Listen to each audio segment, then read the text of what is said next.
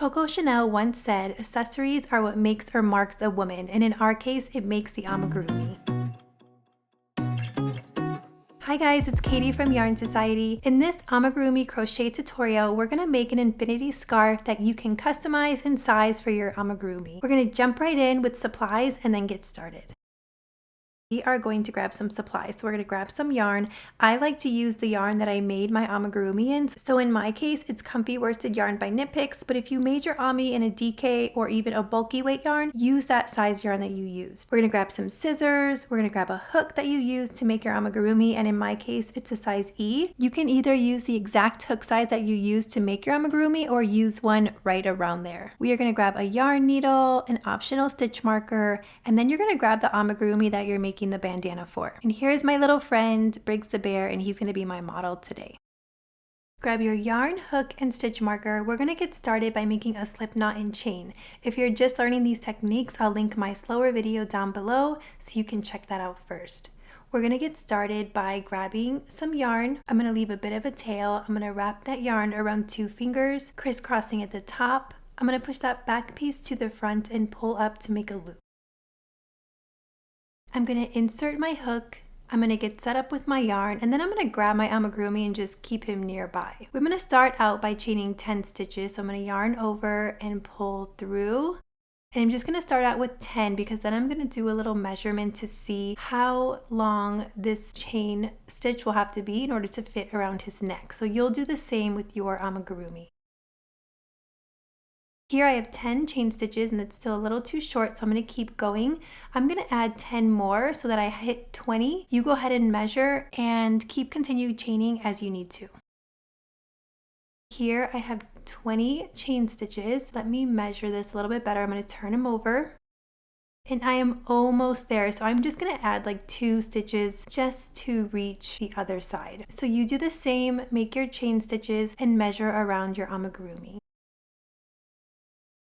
So this is perfect. This meets up exactly. In the end, I ended up with 22 stitches. To make an infinity scarf my way is to take that number of chains and multiply it by 3. So in my case, I have 22 stitches times 3 equals 66 chains. So I need to add on some more chains to make 66. I'm going to chain, you do the same, and we'll meet back. Once you have your base number of chains times 3, what you're going to do for an infinity scarf is flatten out all of your chains and then make this U shape. Make sure to flatten as you go because you want to see all your V-stitches on the top. This is actually the same concept that you would use if you were making an adult infinity scarf. Then I like to get set up again with my yarn, trying not to disturb my stitches, and then I place my crochet hook into that top chain right here. I'm going to make a slip stitch to join, so I'm going to yarn over, pull through the stitch, and then pull through the stitch on the other side. I'm going to mark this first stitch so I know when my first round is done, and this is totally optional. You don't even have to grab a stitch marker if you don't need to.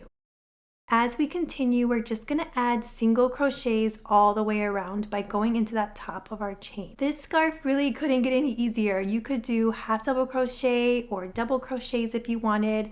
I only do 1 round of single crochets just to keep it simple. I like to be able to wrap my scarf 3 times around, so that's why I multiply times 3, but feel free to make it longer or shorter by adjusting your chain stitches. This is just my made up equation that seems to work for me, but you may find that you have an amigurumi that it just doesn't seem to work for, so just adjust as you need to. We're getting close to our stitch marker to finish up, so you can single crochet or slip stitch into that stitch with the stitch marker.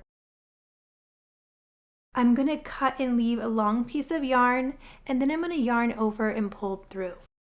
You can see here that our scarf is flat. There's no twisting because we made our U shape and it turned out perfect. So now I'm going to grab my yarn needle. I'm going to insert that yarn, and I'm just going to move over a stitch and insert my needle. I'm going to pull that all the way through, and then I'm going to find the last stitch I made, which I did fasten off. So just go ahead and grab that stitch that you worked into and go down the middle and pull that through. Weave in your yarn and then snip off that piece.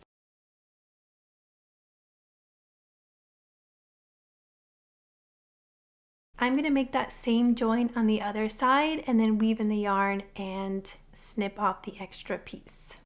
Our Infiniti scarf is done. The back doesn't look amazing or anything because we only did one round, but we will be sure to put that in the back.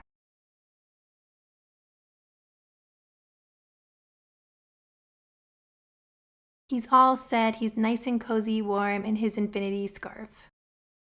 I just wanted to show you my little mascot here. This is Gerald the Giraffe. This is by Storyland Amis. If you don't know her, she's an amigurumi designer. She has amazing designs, so I will link her down below. You have to check out her patterns.